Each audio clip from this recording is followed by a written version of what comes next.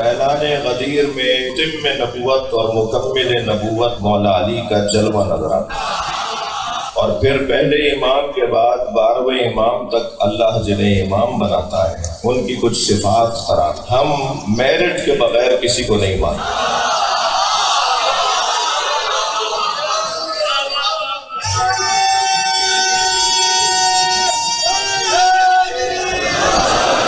ہر جگہ ایک ہی آواز، ہر جگہ ایک ہی پکار کہ میرٹ پہ تقرریاں ہونی چاہیے،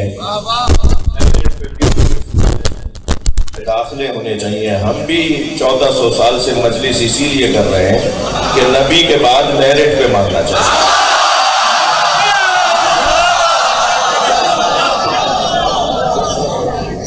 وہ جو میرٹ ہے، وہ جو قابلیت ہے، وہ جو معیار ہے، وہ میرے اور آپ کے ہاتھ کا بنایا وہ تو ہو نہیں سکتا، اس لیے کہ ہم امام بناتے نہیں ہیں، مانتے ہیں۔ جس کا کام بنانا ہے وہی معیار بھی بنائے گا، وہی پیمانہ بھی طے کرے گا، وہی بتائے گا کہ کسے وہ امام بناتا ہے، وہ ہر ایک کو امام نہیں بناتا۔ بھائی جب آپ اور میں 2 رکعت کا نماز پڑھانے والا پیش نماز ہر ایک کو نہیں مانتے، میں لفظوں کو بہتر کرتا ہوں، جب جز وقتی امام جماعت بغیر عادل ہونے کے آگے کھڑا نہیں ہو سکتا تو کل وقتی امام کا معیار کتنا بلند ہوگا۔ لہذا معیار بھی وہ بنائے گا کہ جس نے امام بنانا ہے، جو امام جس کا کام ہے امام بنانا۔ 2 کام تو اس نے اپنے اوپر واجب قرار دیے ہیں۔ ایک اس نے اپنے اوپر واجب یہ قرار دیا کہ اس نے اللہ نے اِنَّا عَلَيْنَا لَلْهُدَىٰ، ہدایت دینا میری ذمہ داری ہے۔ ہادی اللہ ہے، تو جب ہادی اللہ ہے تو اللہ ہی طے کرے گا کہ ہادی کون ہے۔ تو جسے وہ اپنا کام دے کر بھیجتا ہے، اپنے امر کی ہدایت کا کام دے کر بھیجتا ہے، تو اسے سجانا اور سنوارنا بھی اسی کا کام ہے۔ بڑا حسین مضمون ہے، میں یقیناً مسلسل خطبہ و ذاکرین کی حاضری ہے اور بہت دیر آپ کو زحمت نہیں دینا چاہتا، لیکن یہ ایک ایسا حسین موضوع ہے کہ اللہ نے کن کن چیزوں سے اس گھرانے کو سجایا ہے۔ اگر اس موضوع پر بات کی جائے تو پسندیدہ ترین مضمون ہے۔ مولا نبی مولا علی سے فرماتے ہیں، یا علی زینک اللہ فی الدنیا بالزہد وحب المساکین۔ یا علی، اللہ نے تمہیں 2 چیزوں سے سجا کر بھیجا ہے، ایک تمہیں دنیا میں زاہد بنا کر بھیجا ہے، اور ایک تمہیں مسکینوں سے پیار کرنے والا بنایا ہے۔ علی مولا مسکینوں سے کتنا پیار کرتے ہیں، جہاں کہیں مولا کو مسکین نظر آ جاتا تھا نا، مولا گھوڑے سے اتر جاتے تھے۔ کہیں بیٹھے مسکین کھانا کھا رہے ہوتے تھے، ان کے ساتھ بیٹھ کر اپنی روٹی اپنا رومال کھول کر ان کے ساتھ کھانا کھاتے تھے۔ اگر کبھی کوئی مسکین کہتا تھا مولا میری روٹی کھا لیں، تو فرماتے تھے صدقہ مجھ پہ حرام ہے، بیٹھوں گا تمہارے ساتھ۔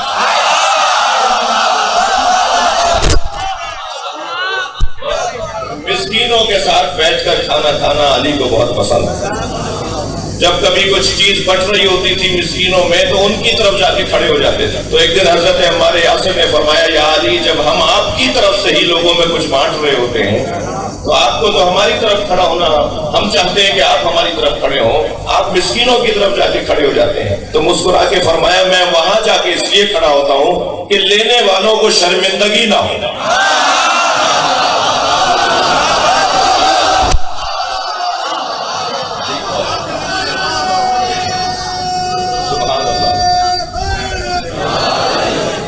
یعنی مولا ہماری طرف کھڑے، یہ تسلی رہے۔ کیا میرا ایک جملہ میں آپ کو ہدیہ کروں کہ علی مولا کا ہر کلام علی ہے۔ ایک دن مالک اشتر مولا علی کے بہت زمیندار، بڑے پیسے والے صاحب، جاگیردار صاحب تھے، خاندانی پیسے والے تھے، آبا و اجداد سے زمیندار، خاندانی زمیندار۔ تو ایک دن مالک سے کسی نے پوچھا کہ کوئی خواہش تمہارے دل میں کبھی مچلتی، کاش یہ مجھے مل جاتی۔ تو آ کے فرمانے لگے کہ جب میں علی کو مسکینوں سے پیار کرتے ہوئے دیکھتا ہوں تو خواہش ہوتی ہے کاش میں بھی مسکین ہوتا۔ میرے بچوں، جوانوں، خبردار، کسی کا کالر ادھڑا ہوا ہو، کسی کا پائنچا پھٹا ہوا ہو، اسے ذلیل نہ سمجھنا، اس لیے کہ اللہ نے اپنے ولیوں کو فقیروں میں چھپایا ہوا۔ कोई महंगी गाड़ी से उतर रहा हो, बड़े बंगले से निकल रहा हो, उसे अमीर मत समझना। ये पैमाने हमारे नजदीक पैमाने नहीं है। हम जिस शिफाखाने में बैठे हैं ये इमाम बारगाह हुसैनी शिफाखाना है। हम जिस शिफाखाने में बैठे हैं इस शिफाखाने में बैठने वालों की ऐनक तब्दील करवाई जाए। हम उस ऐनक से देखते हैं कि जो करबलाई ऐनक, ऐनक, और जब इस ऐनक से देखेंगे तो हमारी दीद ही बदल जाएगी। मैं एक जगह से गुजर रहा था, रास्ते में सांप बैठा हुआ था, मेरे बढ़ते हुए कदम रुक गए। मैं सोचने लगा ये मूजी है, हमला करेगा।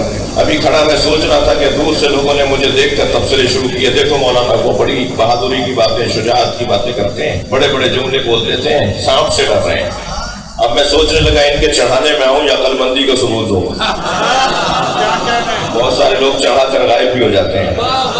अभी खड़ा मैं सोच रहा था कि मुझे करना क्या चाहिए कि बराबर में एक बच्चा आके खड़ा हुआ और कहने लगा मौलाना ये प्लास्टिक का सांप है।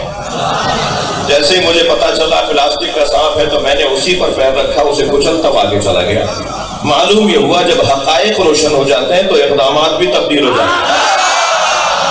वही जुमला हदिया कर रहा हूं, सारी दुनिया जिस यजीद से डरती थी हुसैन उसकी हकीकत को जानते थे। सल्लल्लाहु अलैहि मोहम्मद व आले मोहम्मद।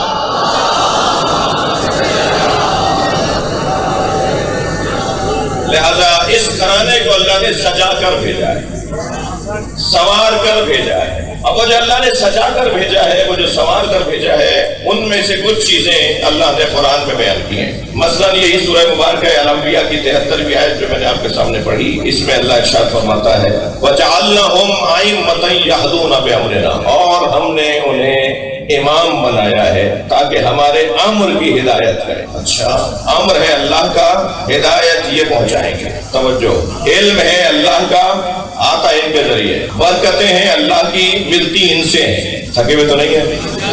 रिज़्क़ है अल्लाह का, देते ये हैं। भाई अगर आप आमादा है तो जुमला कहो, रहमतें अल्लाह की, मिलती इनके जरिए से हैं। लानत अल्लाह की, मुबाहले में मिलती इनके जरिए।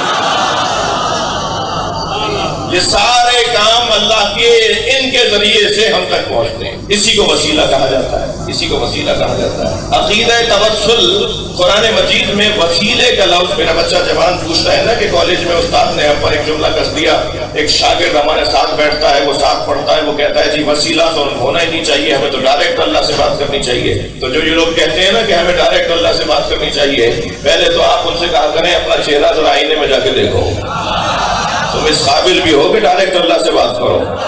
जिसे हक था ना कि वो डायरेक्ट अल्लाह से बात करता है, करता था, करता रहेगा, वो नबी जिसने हमेशा डायरेक्ट अल्लाह से बात की है, वो भी जब अल्लाह से बात करता है तो अली को वसीला बनाता है।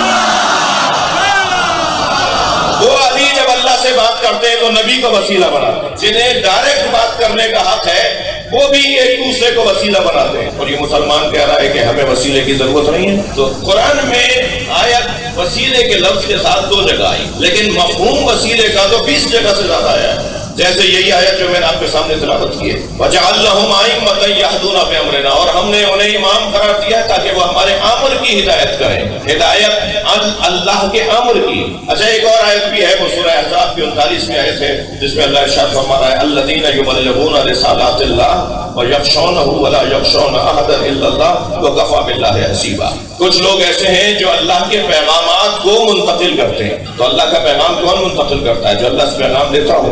जब अल्लाह का पैगाम ये मुंतकिल करते हैं तो इनका हक नहीं है कि हमारी दुआएं ये वहां मुंतकिल करें, हमारी हाजतों को वहां ले जाए। जो वहां से यहाँ पैगाम लाए और यहाँ से वहां पैगाम ले जाए, उसी को वसीला कहा जाता है। जो 2 तरफों से जुड़ा हुआ हो उसे वसीला कहा जाता है। लिहाजा इस आय करीमा में इमाम उसे बना रहा है अल्लाह कि जिसका काम यह है कि यहदूना बिअमरिना, वो हमारे अम्र की हिदायत करेगा। वअौहैना इलैहिम फ़िअल खैरात, और हमने उन पर वही की है नेक कामों की। जो भी वो काम अंजाम देते हैं वो नेक काम अंजाम देते हैं और उनका हर फेल हमारी वही के मुताबिक। व इक़ामत-सलात व इताअत ज़कात व कानू लना आबिदीन, और ये लोग सिर्फ, ये घराना सिर्फ हमारा बंदा, हमारे बंदे हैं, یہ کسی اور کی عبادت نہیں کرتے، یہ کسی اور کی پرستش نہیں کرتے۔ یہ آیت کریمہ کا ظاہری ترجمہ ہے۔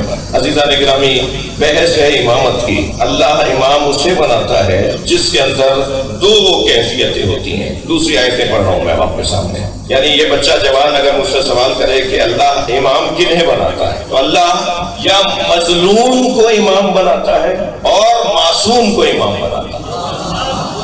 اللہ امام بناتا ہے معصوم کو، اللہ امام بناتا ہے مظلوم کو۔ لہذا سورہ مبارکہ البقرہ کے اندر ارشاد ہوا وَإِذِ ابْتَلَىٰ إِبْرَاهِيمَ رَبُّهُ بِكَلِمَاتٍ فَأَتَمَّهُنَّ قَالَ إِنِّي جَاعِلُكَ لِلنَّاسِ إِمَامًا قَالَ وَمِن ذُرِّيَّتِي قَالَ لَا يَنَالُ أَهْدِ الظَّالِمِينَ۔ ہم نے جب ابراہیم سے امتحان لیا اور ابراہیم اپنے امتحان میں کامیاب ہو گئے تو اللہ نے ابراہیم کی کامیابی پر انہیں جو سند دی ہے وہ یہ کہ ہم تمہیں زمین پر لوگوں کے لیے امام بنا رہے ہیں۔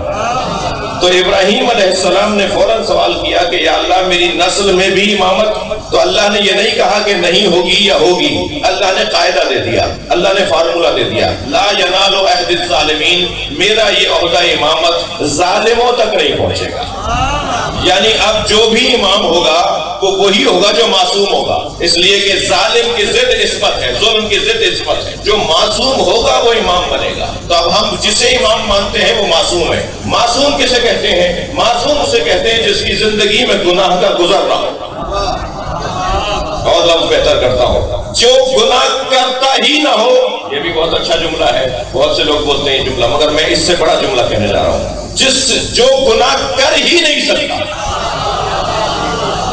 تھوڑا توجہ چاہوں گا آپ سے۔ معصوم یعنی جو ہم جنہیں امام مانتے ہیں، جنہیں ہم اپنا مولا مانتے ہیں، وہ گناہ کر ہی نہیں سکتے۔ اب یہی جوان کھڑا ہو جائے گا، پرچی بھیج دے گا کہ جو گناہ کر ہی نہیں سکتا، تو اس کا کیا کمال ہے؟ نابینا کہے کہ میں نامحرم کو نہیں دیکھتا، ہے میرے ساتھ ہیں آپ؟ تھوڑا سا نابینا کہے کہ میں نامحرم کو نہیں دیکھتا تو کون سا کمال ہے؟ کمال تو یہ ہے کہ آنکھیں خوب چلتی ہوں اور نامحرم کو نہ دیکھتا ہوں۔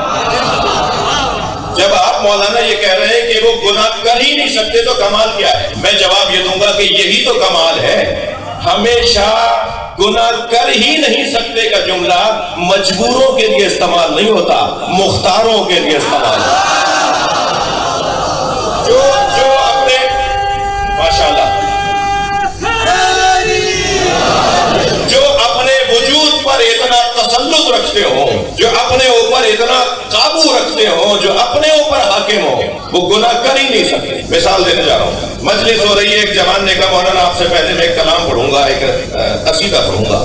میں نے کہا بیٹا دکھاؤ گے کیا پڑھو گے؟ میں اپنے ان ذاکرین سے جو میرے سارے مجھ سے زیادہ اہل بیت کے قریب ہیں، اپنی سچائی کی، اپنے گلے، اپنے محنت کی بنیاد پر، اپنے جو ریاضت ہے اس کی بنیاد پر، میں ان تمام ذاکرین سے بھی اور خطباء سے بھی اور ممبر پہ آنے والوں سے گزارش کروں گا کہ یہ جو نئے پڑھنے والے آ رہے ہیں نا، یہ خود سے آپ کو استاد اگر نہ مانے تو آپ خود سے ان کے استاد بن جائیں،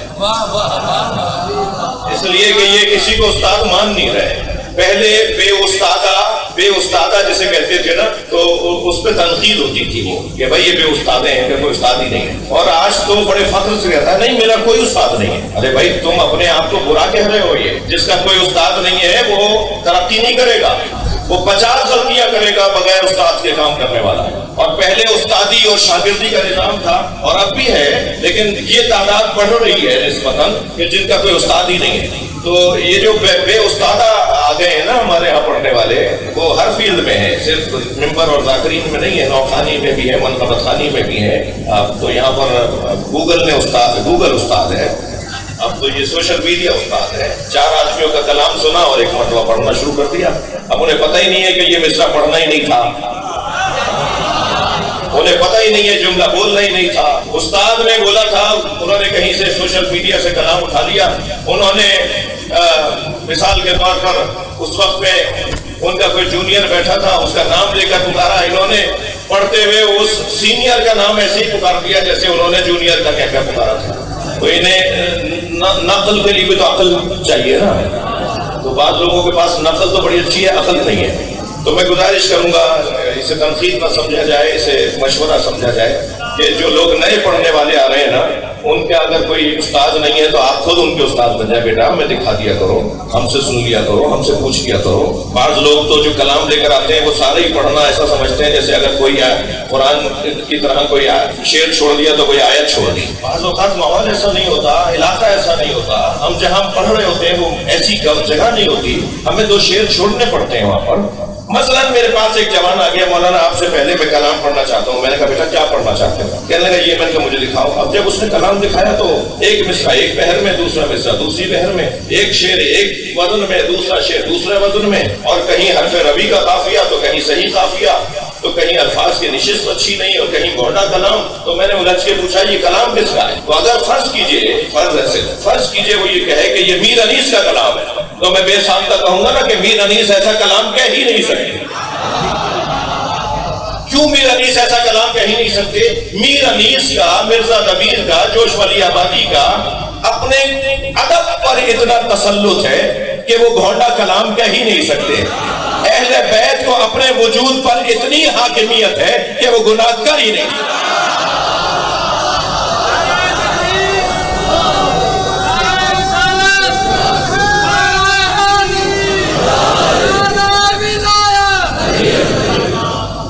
تھوڑا سا دکھ کیسے طریقے سے بات کرنا ہو۔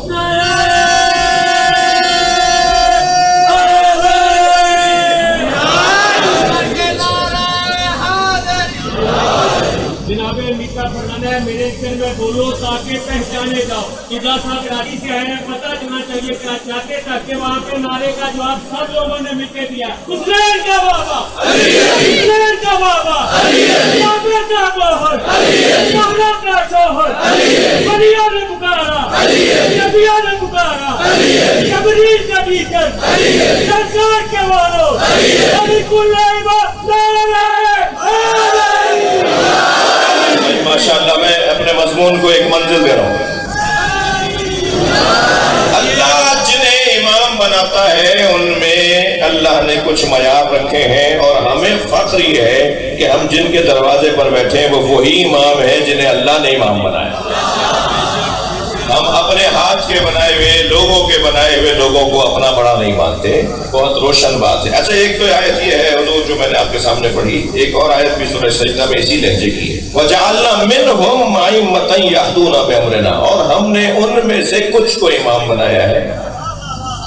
اچھا ان میں سے کچھ کو امام بنایا ہے، یعنی امام تو 12 ہیں مگر جن میں سے بنایا ہے وہ 12 سے زیادہ ہے۔ یہ قرآن کی آیت ہے بھائی، اس سے تو کسی کو بھی اختلاف نہیں ہو سکتا نا۔ وَجَعَلْنَا مِنْهُمْ، ہم نے ان میں سے کچھ کو امام بنایا ہے۔ اللہ جن میں سے 12 کو امام بناتا ہے، ان میں سے ایک کا نام عباس علمدار ہے۔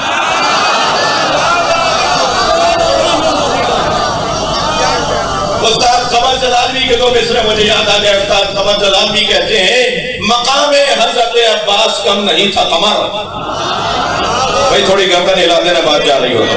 مقام حضرت عباس کم نہیں تھا قمر، پلاتی دودھ جو زہرا امام ہو جاتے۔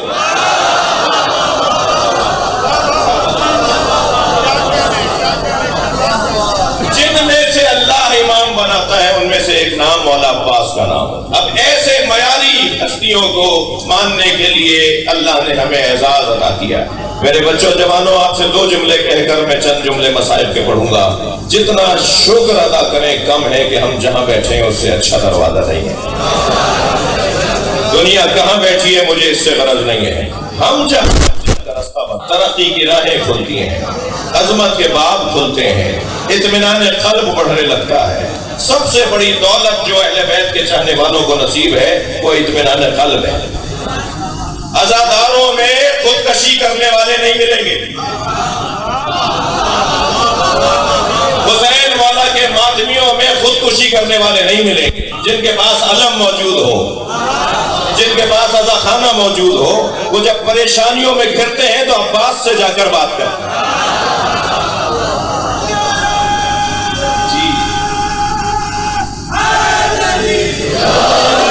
پریشانیوں میں گھیر کے پھندا لگانے والے اور لوگ ہیں، اور پریشانیوں کو پریشان کرنے والے اور ہیں۔ جو مشکلات کو مشکل میں ڈال دیں وہ وہی لوگ ہیں جو نعرہ حیدری لگاتے ہیں۔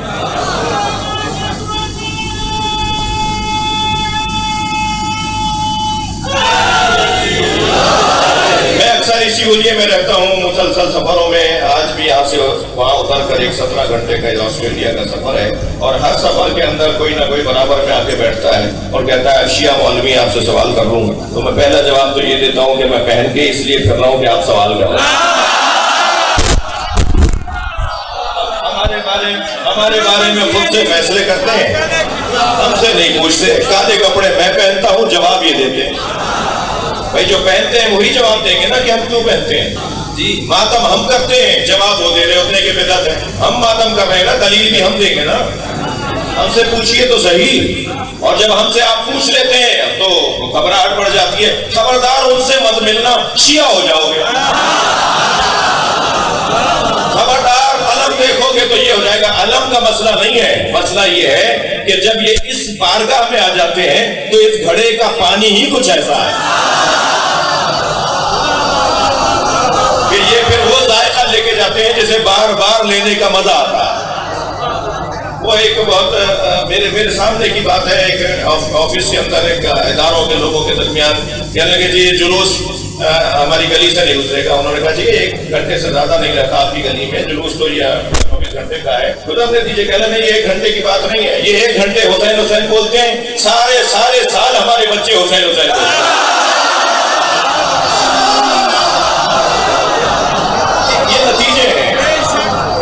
مجھے ایک صاحب کہنے لگے کہ جی آپ کے ہاں لوگوں کے ہاں کردار کی اور نماز آپ کے ہاں کم پڑھتے ہیں لوگ, اور آپ کے ہاں میں نے کہا جی یہ ذاتی مسئلہ ہے, یہ انفرادی مسئلہ ہے. ہر ایک کو خود اپنا جواب دینا ہے. نصیحت ہمیں کرنی چاہیے, بات کرنا چاہیے, مگر اس کی بنیاد پر پوری قوم کا فیصلہ نہیں ہوگا.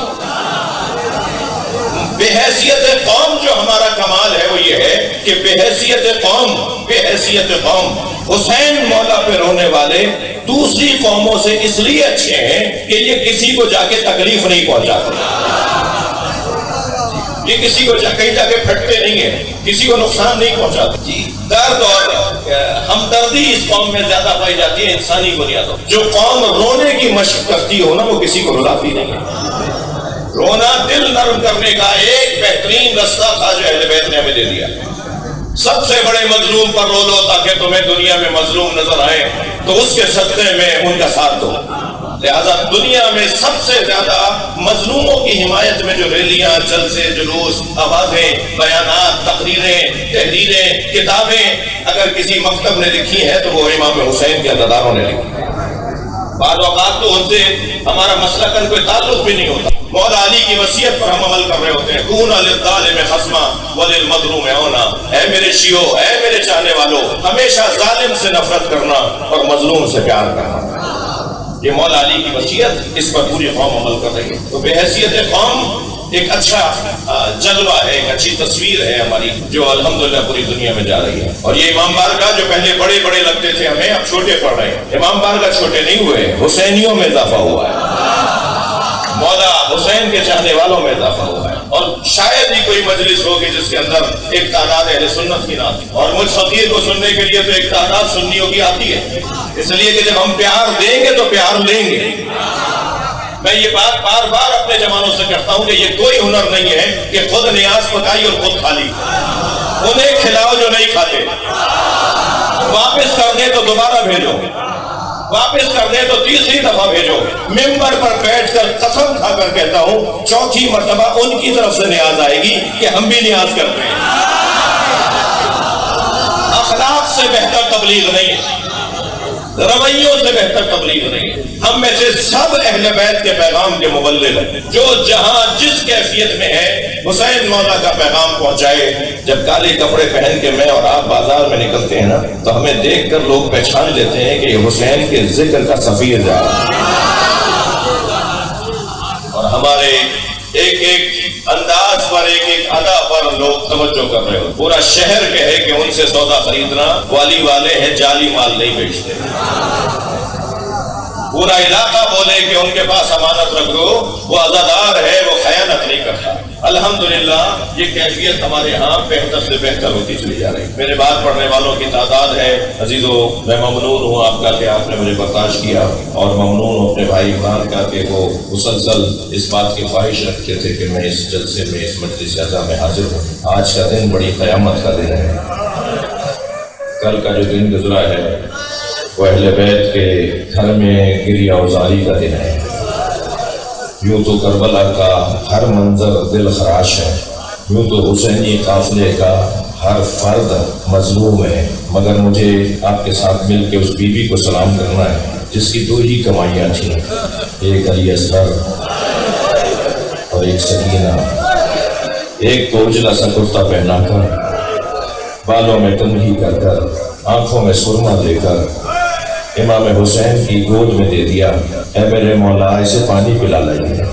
اور حسین نے حضرت علی اصغر کے اس کرتے کو اس انداز سے سجایا کہ گریبان کے بٹن کھول دیے، آستینوں کو لوٹ دیا، جسے میر انیس کہتے ہیں کہ بنا کر شکل مجاہد کی لے چلے شبیر، بنا کر شکل مجاہد کی لے چلے شبیر، الٹ دیا علی اصغر کی آستینوں کو، اے میرے مولا اسے پانی پلا لائیے۔ حسین مولا پانی پلانے لے گئے تھے اور دشمن سے ایک جملہ کہا تھا، اما ترونا کیف یتلقا، دیکھ رہے ہو میرا بچہ کیسے تڑپ رہا ہے۔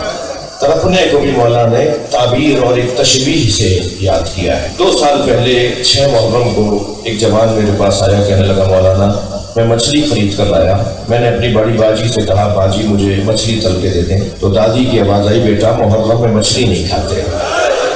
تو میں نے دادی سے کہا دادی حلال تو حلال ہے، محرم ہو یا ربیع الاول ہو۔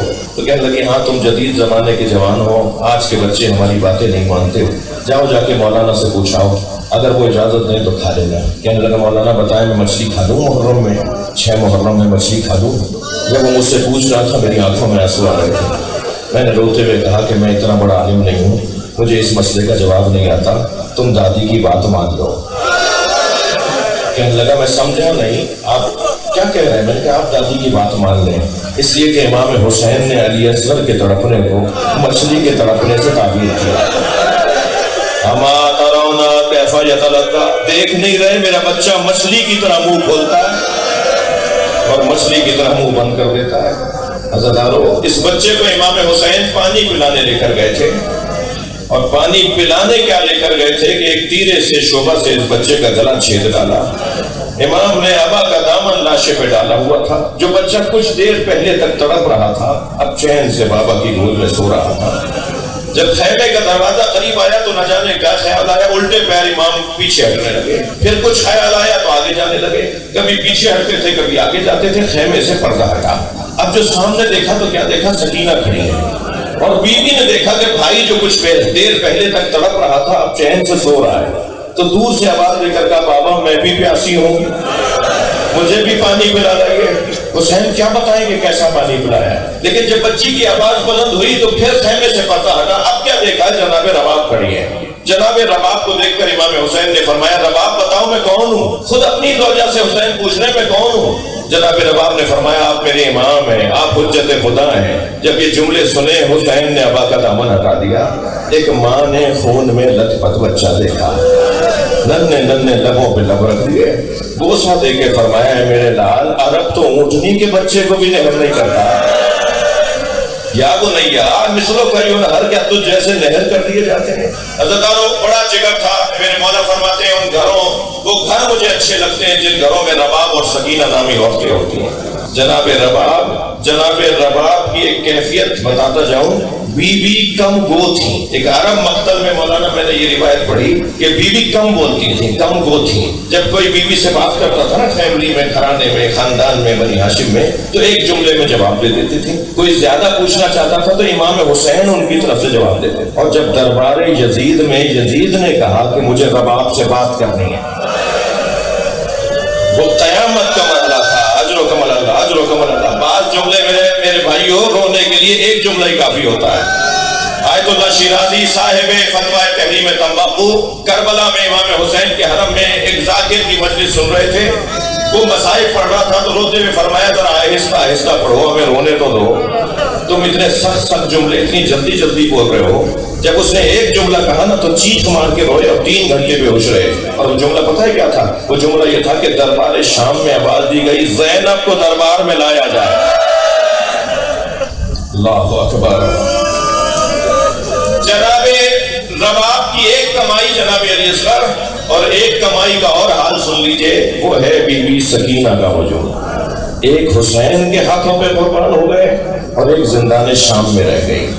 جناب سکینہ زندان شام میں رہ گئی. سنا ہوگا نا اپنے ذاکرین سے خطبہ سے تشریف فرما ہے کہ جناب سکینہ اونٹ سے گر گئی تھی. میں نے اپنی آنکھوں سے پڑھا ہے گری نہیں تھی، گرائی گئی تھی. جب بابا کا سر دیکھتی تھی نا فریادیں کرتی تھی بابا مجھے تماچا مارتے ہیں، بابا میرے گوشوارے چھین لیے. سارا قافلہ گریا کرتا تھا. ایک مرتبہ ایک ظالم نے دوسرے ظالم سے کہا کہ کیا کریں اس بچی کا رونا بند ہو جائے.